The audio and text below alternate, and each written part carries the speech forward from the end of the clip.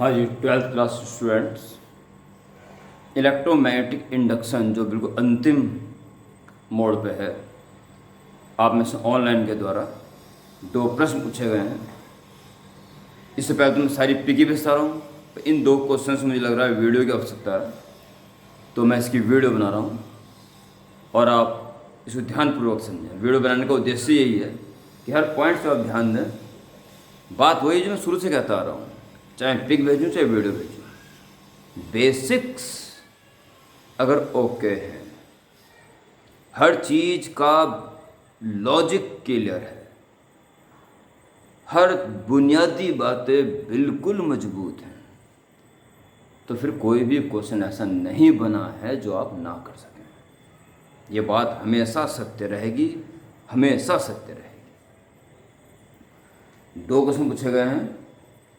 एक है आपकी एनसीईआरटी एडिशन एक्सरसाइज का, शायद अंतिम क्वेश्चन भी देखता हूँ मैं, और एक है एससी वर्मा का क्वेश्चन नंबर 20 इलेक्ट्रोमैग्नेटिक इंडक्शन। तो पहले आप एनसीईआरटी वाला क्वेश्चन देखेंगे।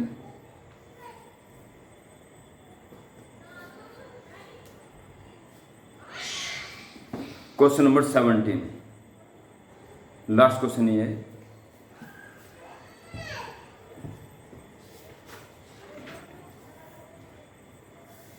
इसमें यह कहा गया है, इससे पहले मैं आपको एक बात और बता दूं। पहले आपके जो 2 चरणों में बोर्ड होने तय हुए हैं, इसमें जो द्वितीय और फाइनल चरण होगा वो सब्जेक्टिव होगा, और सब्जेक्टिव आने का तात्पर्य सीधा सीधा यही है कि आपको एडिशनल एक्सरसाइज की प्रैक्टिस अब कर लेनी चाहिए। फिजिक्स हर चैप्टर की एडिशनल एक्सरसाइज का एक एक क्वेश्चन आप निश्चित रूप से करें। कोई भी प्रॉब्लम अगर आपको आती है तो आप अपने शिक्षकों से उसकी समाधान लें, और अल्टीमेट मुझसे भी पूछ सकते हैं। ओके, मेरे कॉन्टैक्ट नंबर कमेंट बॉक्स में, उसमें डिस्क्रिप्शन में दे रखे हैं, और जो सीधे जुड़े हुए हैं वो तो पूछ ही रहे हैं। ठीक है, NCERT question number 17, last question, chapter electromagnetic induction.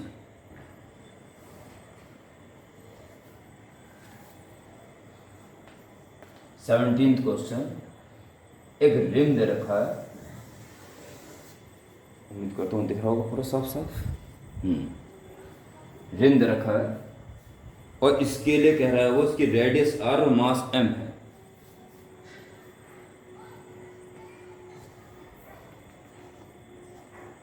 Radius r और मास m। अब देखेंगे, मैं जो हर एक बात बोलूंगा आपको वो आती है। फिर आप चिंतन करना, ये तो हम भी कर सकते थे। निश्चित रूप से सारे के सारे क्वेश्चन आप कर सकते हैं, ये तय है बिल्कुल, बशर्ते आपने शुरू से ही इसकी ठान ली हो और हर छोटी छोटी बातों पर पूरा फोकस करके दृढ़तापूर्वक इसकी नींव खड़ी की गई हो। और वो ये कह रहा है कि इसी को सेंटर मानते हुए ए रेडियस के सर्कुलर पाथ में मैग्नेटिक फील्ड क्रिएट कर दिया गया।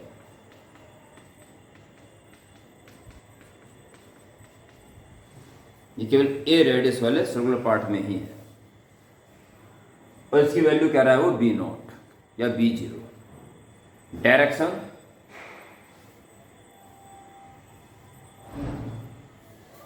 इसको x एक्सिस, इसको y कह के, इसको z कह रहा है अंदर जाने वाले को, और बाहर जाने वाले को पॉजिटिव z, जैसे आप जानते हो।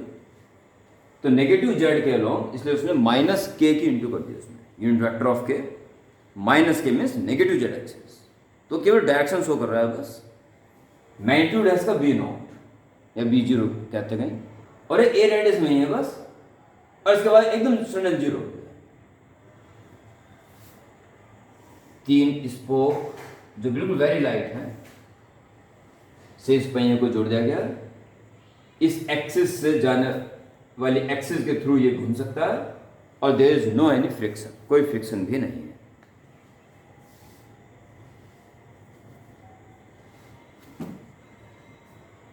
ए लाइन चार्ज लैम्डा, इस पे लैम्डा यूनिट लेंथ का चार्ज दे दिया गया है और आपका मास m हो गया, रेडियस r होगी और a रेडियस में मैग्नेटिक फील्ड b है, इस टाइप से है। अब क्वेश्चन ये है प्यारे बच्चों कि what is the angular velocity of wheel after the field is suddenly switched off, बस इतना है। मैग्नेटिक फील्ड का स्विच सडनली ऑफ कर दिया गया, यानी ये मैग्नेटिक फील्ड अचानक पल भर में गायब, अर्थात फ्लक्स चेंज हो गया। फ्लक्स चेंज हो गया तो फैराडे के अकॉर्डिंग इंड्यूस्ड ईएमएफ डेवलप हो गया। वो इंड्यूस्ड स्पीड मांग रहा है, इंड्यूस्ड ईएमएफ डेवलप हो गया। प्यारे बच्चों, जब इंड्यूस्ड ईएमएफ डेवलप हो जाएगा तो E equal to V upon D फॉर्मूले के अकॉर्डिंग इलेक्ट्रिक फील्ड, उस इलेक्ट्रिक फील्ड को भी इंड्यूस्ड इलेक्ट्रिक फील्ड ही कहेंगे, प्रोड्यूस हो जाएगा। उस इंड्यूस्ड इलेक्ट्रिक फील्ड में ये चार्ज, पूरा चार्ज आराम से मिल जाएगा, रखा हुआ है। और प्यारे बच्चों,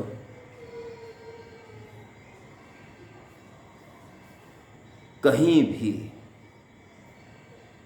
फील्ड में चार्ज अगर रखा हुआ है तो फोर्स उस पर निश्चित रूप से लगेगा, F equal to E into Q. तो तमाम चार्ज पे फोर्स लगेगा और चूंकि घूमने के लिए फ्री है तो फोर्स उसको बड़ी आसानी से घुमा भी देगा। बस स्विच ऑफ करते कितनी एंगुलर वेलोसिटी इसने एक्वायर कर ली, it has to be required. तो सिस्टम से ना कोई दिक्कत पड़ने वाली है ही नहीं। देखिए, initial flux phi initial, field है बी और एरिया बी नॉट और area pi R square, pi A square. Final flux 0, इसलिए इंड्यूस्ड ईएमएफ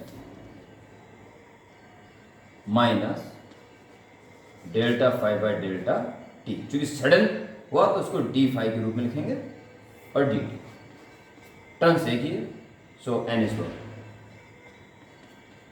माइनस अपॉन, तो ठीक है डी टी। वो शॉर्ट टाइम इंटरवल है जिस दौरान ये अचानक 0, बहुत छोटा। Change in flux final 0 minus just initial B not pi A square, just initial 0 होने में ज़्यादा टाइम नहीं लगा, इसे डी फाई की value. So B not pi A square upon D, इतना प्रश्न आपको दिखना चाहिए आराम से। ए स्क्वायर दिख रहा कि नहीं दिख रहा?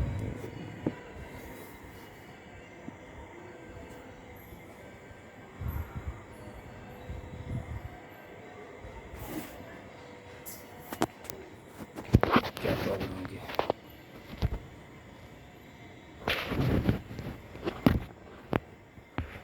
रात का टाइम है, ये वक्त मिलता नहीं ज़्यादा, तो थोड़ा कोऑपरेट करना।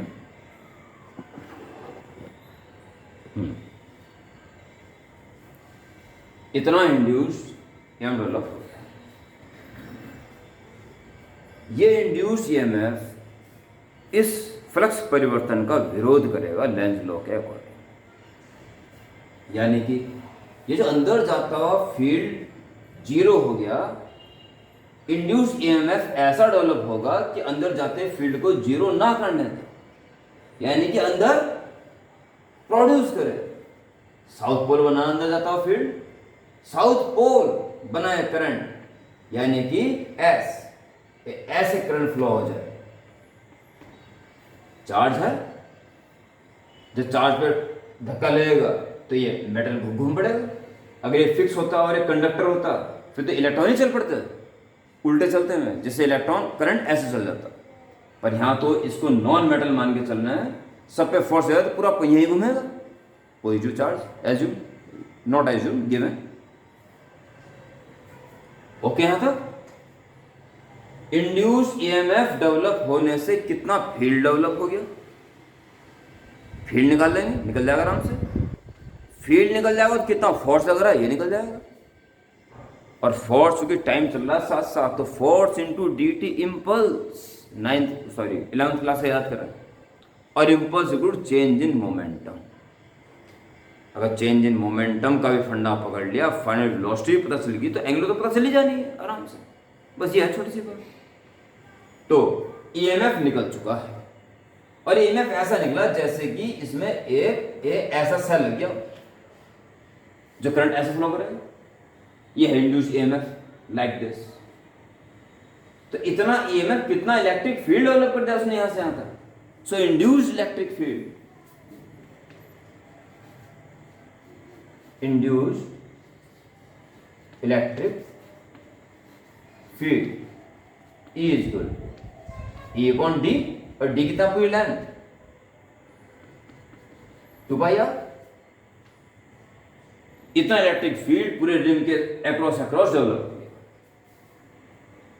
पर ये आप निकाल चुके हो B not pi A square upon D T, और into upon 2 pi R, upon 2 pi R. Cancel pencil चक्कर में छोड़े फिलहाल, इलेक्ट्रिक फील्ड लग गया। सो इलेक्ट्रिक फील्ड इस चार्ज कितना फोर्स लगा देगा, आप एक अध्याय दिन लिख सकते हो, force on rim into Q, electric field निकाल चुके हो आप, B not pi A square upon D T 2 pi R, और इंटू चार्ज कितना टोटल, लैम्डा तो यूनिट लेंथ पे, तो lambda into total length 2 pi R, ये है टोटल चार्ज। और 2 पाई आर जो पूरा कैंसिल हो रहा है उसे काट दें, उसमें देना लगा। और देखिए एफ की वैल्यू चल रही है, एफ के साथ डी टी को ले आइए, वेरी इंपॉर्टेंट पार्ट। यहां बच्चे एकदम खुशी के मारे उछल पड़ते हैं, ये यस क्लू मिल गया। F into D T is equal to B not pi A square into lambda. D T वो टाइम है जिस दौरान फील्ड बिल्कुल जीरो हो गया, मैक्सिमम से बिल्कुल जीरो होने पल भर का टाइम। और एफ इंटू टी की बात करें तो ये हो गया इम्पल्स, इस दौरान इम्पल्स, और इम्पल्स होता है चेंज इन मोमेंटम के इक्वल। So impulse is final momentum minus initial momentum is equal to B not pi A square lambda, mass है m, फाइनल स्पीड अगर वहीं निकल गई तो एंगुलर भी निकल जाएगी, या एंगुलर में कन्वर्ट कर देंगे हाथों हाथ। इनिशियल तो जीरो था, B not pi A square lambda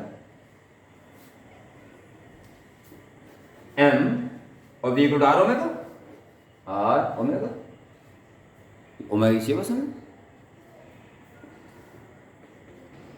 B not pi A square lambda.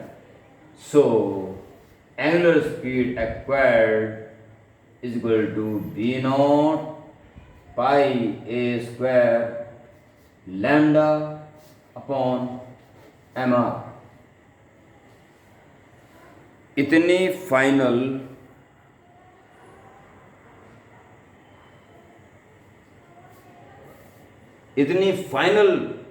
Angular velocity को एक्वायर कर लेगा, और फ्रिक्शन फोर्स बिल्कुल नहीं है, तो इससे एंगुलर वेलोसिटी के साथ फिर घूमता रहेगा और नहीं बढ़ेगी, क्योंकि फ्लक्स की चेंजिंग यहाँ तक बंद हो चुकी है। डायरेक्शनिंग के बारे में प्यारे बच्चों, वो ऐसे फ्लो कर रहा है कि साउथ पोल बना रहे हैं यहाँ पे, ये जो फील्ड कम हो रहा है ना हो लेंज लॉ के अकॉर्डिंग, यानी ऐसे चलेगा। जब एक्स से वाई की तरफ चलते हो यूं, तो उसका क्रॉस प्रोडक्ट ऐसा था ना, आई क्रॉस जे इक्वल टू के, उल्टा चला तो माइनस का आएगा, और वैसे भी इसी को मेंटेन रखना है। सो अगर एंगुलर फॉर्म में इसको बोलना है तो इसकी डायरेक्शन नेगेटिव जेड के अलॉन्ग है, यानी माइनस के लगा रहे हैं। ओके, और मैग्नीट्यूड ये है B not pi A square lambda upon M R. Okay प्यारे बच्चों, तो समझता हूं बिल्कुल ही सिंपल था एकदम। नाउ एनसीईआरटी, अच्छा एनसीईआरटी तो हो गया। Now SA Verma question number 20।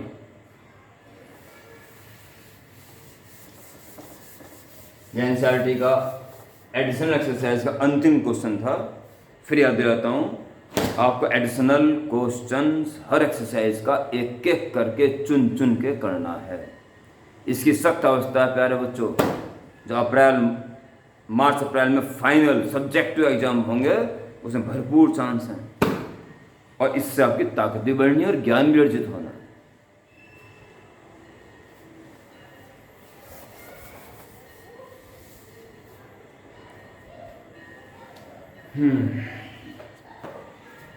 S A Verma question number 20।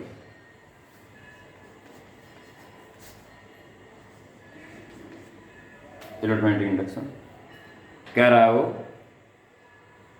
Figure दे रखा है और एन टर्न्स वाली एक कॉइल है। ये एन टर्न्स वाली एक कॉइल है और इसको एक सेल जिसका ईएमएफ इसने इस तरह का ई दे दिया और एक रियोस्टेट से जोड़ दिया।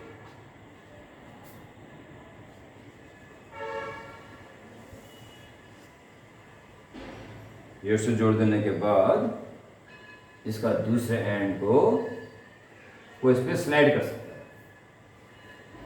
जितना इधर स्लाइड करेगा उतना रेजिस्टेंस ये कम होता चल जाएगा, करंट बढ़ता चल जाएगा। और ये इसकी एक्सिस कॉइल दिखना चाहिए ना सारा।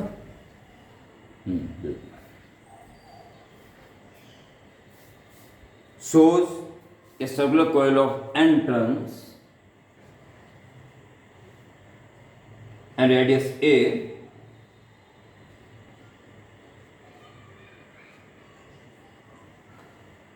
connected to a battery EMF E through a rheostat. The rheostat has a total length L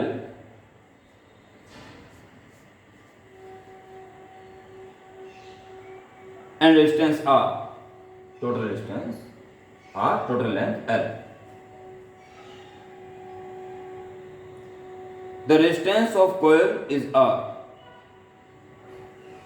अच्छा, इस पूरी coil का resistance स्मॉल आर, रेडियस में गलती मत कर देना, रेडियस ए है, ये रेजिस्टेंस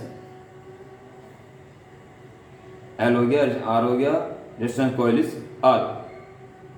उसके बाद कह रहा है a small circular loop of radius A dash and resistance R dash is placed coaxially with the coil. Diagram दे रखा है, यहाँ पे एक छल्ला छोटी सी कॉइल रख दी गई है और वो कह रहा है कि इसकी रेडियस ए डैश और रेजिस्टेंस आर डैश है। इसकी रेडियस ए डैश और resistance R dash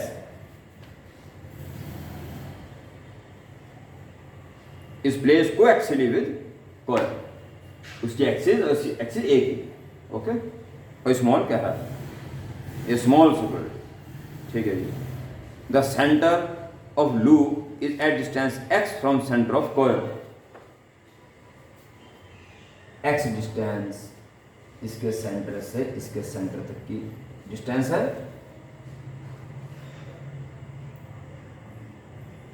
x from center of coil. In the beginning, the sliding contact of the rheostat is at the left and then onward it is moved towards the right at a constant speed भी। सबसे शुरू में बिल्कुल left पे है और फिर यहां पे है कब t इक्वल टू 0 पर, और फिर इसने इसको मूव करना शुरू कर दिया इधर की तरफ v स्पीड से। v स्पीड से स्लाइडिंग उधर चल मूव करना शुरू कर दिया उसने। V. Find the EMF induced in the small circular loop, जो पर लूप है उसमें कितना EMF डेवलप हो गया निकालना है दो पार्ट में। पहले तो जैसे ही कॉन्टैक्ट बिगिंस टू स्लाइड और then sit half the length of resistant. हो सकता है आपको 2-3 बार क्वेश्चन पढ़ना पड़ जाए, आप पढ़ें, क्योंकि क्वेश्चंस की फुल अंडरस्टैंडिंग ही 90% सॉल्यूशन होता है।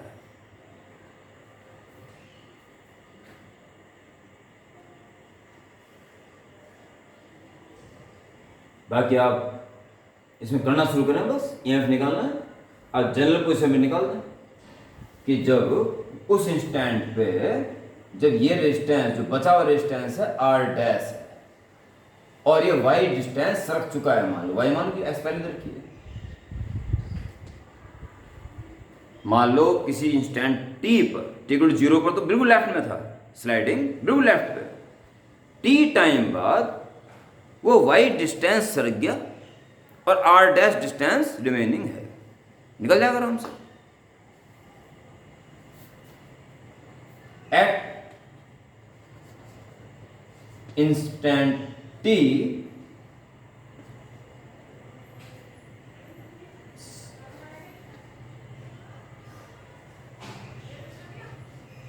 स्लिट बोलते हैं,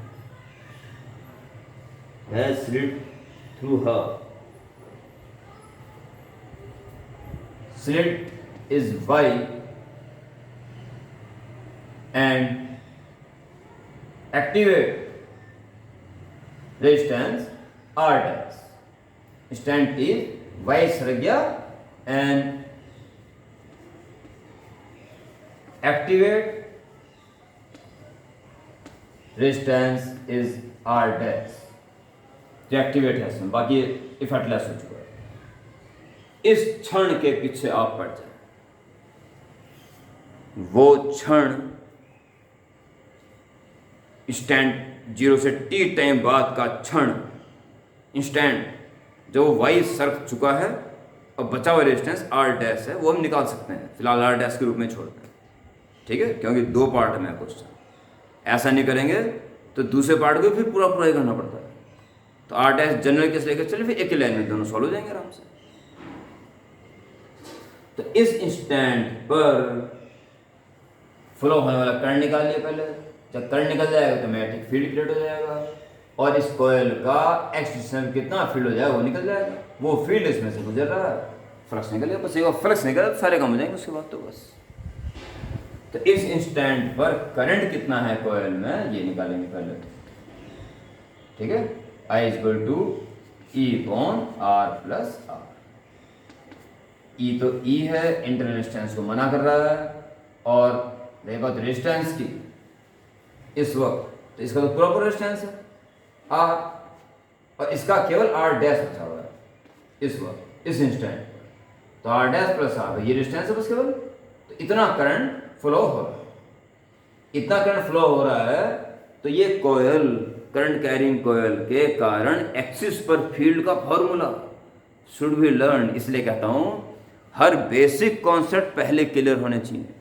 और आपको जो मैंने डायरी बनवा रखी है, फॉर्मूले डायरी, माथा टेकते रहो बार बार। फिलहाल तो मेरे कहने पे, जब एग्जाम आ जाएंगे तो अपना पता चल जाएगा यार ये तो बहुत बड़ी चीज़ बन गई, और बहुत जल्द आपकी फाइल भी बनने जा रही है, बहुत जल्दी अनाउंस कर दूंगा। वो फाइल आपके लिए वरदान से कम नहीं होगी। तो इसके वजह से इस पॉइंट पर field at the place of ring, at place of ring, तो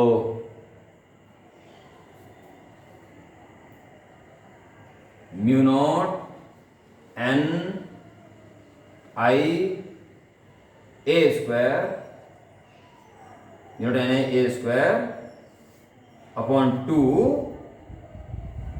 x square plus a square power 3/2। पहली बात दिख रहा है क्या, और दूसरी बात यही होना चाहिए, होता है यही। और x को 0 कर दोगे तो सेंटर पे आ जाएगा ना, x 0 करते ही तो A power A cube A square upon A cube A mu naught N I upon 2 है, वही होता है। ये फील्ड यहां पर है और ये फील्ड इस रिंग में से गुजर रहा है, वो परपेंडिकुलर बिल्कुल कोएक्सियली है। एक्सियल पे तो फील्ड सीधा जा रहा है, तो कम से कम यहां तो क्वेश्चन आसान हो गया कि फ्लक्स इजीली निकल जाएगा। अरे अगर वो कोयल भी, वो रिंग भी थोड़ा टेढ़ा होता, थोड़ा क्वेश्चन और भयंकर हो जाता है। फिलहाल तो कुछ नहीं है। So flux link with ring is B into A. B निकल गया आपका mu naught N I A square, एक जगह ए था ना, हाँ ठीक है, naught N I A square upon 2 और X square plus A square power 3/2 B हो गया। और इंटू उसका एरिया, छल्ले का एरिया, रेडियस ए डैश है, तो pi R square, pi A dash square. ये फ्लक्स इससे लिंक है। ओके, अब बात यह है कि d∅dt कैसे निकालना है। तो इसके लिए करंट की वैल्यू लिखे ना अभी, तो करंट की वैल्यू रखेंगे आराम से। हालांकि हमें करंट वैल्यू यहीं रख देनी चाहिए थी, यहाँ नहीं रखते, अब रख दें, कोई दिक्कत नहीं है। म्यू नॉट एन, आई छोड़ दो अभी, mu naught N pi A square A dash square, mu naught N pi, अब आई बचा उसके बाद, और अपॉन में 2 X square plus A square power 3/2 और आई की value E upon R dash plus R. अगर आई चेंज हो रहा है तो मात्र इसके कारण, बाकी सब अपने अपनी जगह पे बिल्कुल कांस्टेंट हैं। ठीक है, और ये y के पूरा डिपेंड है, y जितना बढ़ता जा रहा है ये आर डैश कम होता जा रहा है। तो आप d∅dt निकालने का भरसक प्रयास करें, क्योंकि d∅dt निकले तो वही इंड्यूसियम है, वही निकालना है बस आपको। क्वेश्चन आखिरी मोड पे है और इसका डेरिवेटिव इसके रिस्पेक्ट में कैसे होगा ये है बस डिफिकल्ट पॉइंट। पर आपको तो d∅dt ही चाहिए ना, आप d∅dt ही करें आराम से, रास्ते अपने आप निकलते चल जाएंगे। Therefore, d∅dt is equal to, ये सब कांस्टेंट है, म्यू नॉट पाई एन और A square A dash square E upon 2 X square plus A square power 3/2। ये है ना वेरिएबल, तो 1/x का derivative,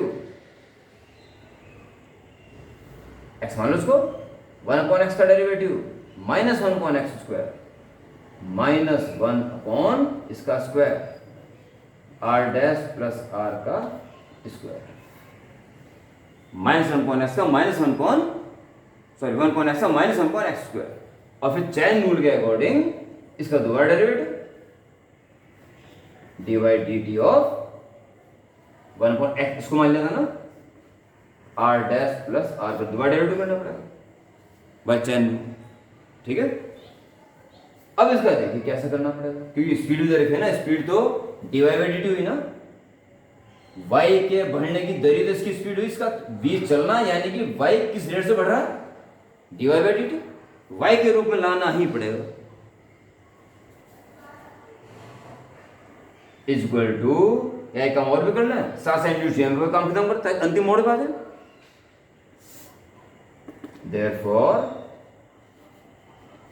induced EMF E is equal to minus d∅dt is equal to minus, और d∅dt की value रखोगे तो इस माइनस की वजह से ये प्लस हो जाएगा, और बस उतार दो सारा mu naught pi N A square A dash square E और G upon 2 X square plus A square power 3/2 और आर डैश प्लस आर का square into D by D T of, दिख रहा है बच्चों, दिख भी रहा है, दिख रहा है, ऑफ पकड़ो आर डैश को। जब पूरी लेंथ L थी तो रेजिस्टेंस था पूरा R, और अब बची हुई है y तो दस है ना, L माइनस वाई बची हुई है, तो इसका रेजिस्टेंस क्या होगा, R अपॉन L और इंटू L माइनस वाई, ये होगा R डैश की वैल्यू, L माइनस वाई का रेजिस्टेंस तो 1 R डैश, तो क्या आ जाएगा R upon L unit length का और इंटू L माइनस वाई इस लेंथ का, इस लेंथ का ये R डैश, और प्लस था ये कांस्टेंट मिलेगा, derivative is equal to mu naught pi n a square a dash square e upon 2, बड़ा है तो बड़ा है बस, क्या क्या कर सकते हैं, X square plus A square power 3/2 R dash plus R का स्क्वायर और इंटू, देखो जी आर अपॉन एल ऐसे रहने दो, एल ऐसे रहने दो, और minus D Y by D T, D Y by D T is V, और उस कांस्टेंट का जीरो, डेरिवेटिव करो ना, कांस्टेंट कैसे रहेगा, सॉरी इसका जीरो हो जाएगा, सॉरी इसका जीरो, डेरिवेटिव करने चले तो कांस्टेंट इनटू ऐसे रहेगा, इसका करोगे तो इसका जीरो और minus D Y by D T, D Y by D T is V, और प्लस उस कांस्टेंट का भी जीरो, ये आ गया, ठीक है, लो जी क्वेश्चन खत्म होता है।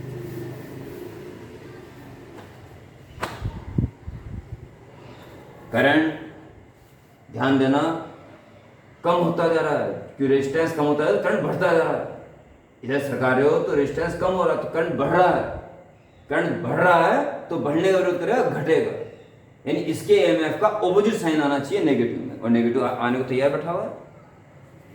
खैर वो क्या पूछ रहा था, मेरे ख्याल से इंड्यूस पूछ रहा है, find the induce EMF induce in the small circular loop at the instant, बस खाली मैग्नीट्यूड पूछ रहा है वो, क्वेश्चन नंबर 20।